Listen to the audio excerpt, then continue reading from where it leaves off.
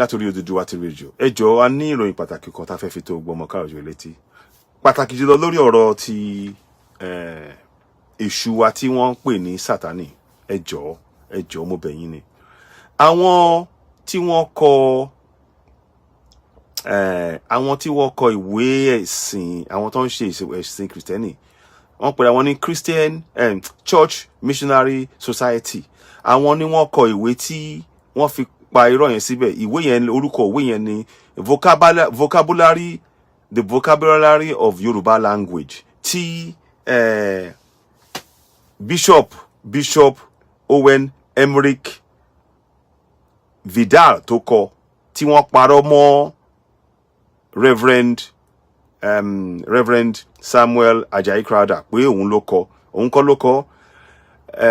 Owen Emerick Vidal ló kọ ìwé yẹn tó sọ pé èṣù ni Satan.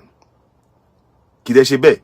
A fẹ́ kí àwọn èèyàn bá wa sign petition yẹn tẹ́ máa gbé lọ síwájú ìjọba, kí ìjọba sọ fún àwọn, fi ọwọ́ sí pé àwọn tí wọ́n kọ ìwé yẹn o, àwọn ilé Kristẹni tó kọ ìwé yẹn kàn jáde, kàn wá ṣàlàyé, kàn wá sọ fún ẹnu ara wọn pé èṣù kì í ṣe Sátánì.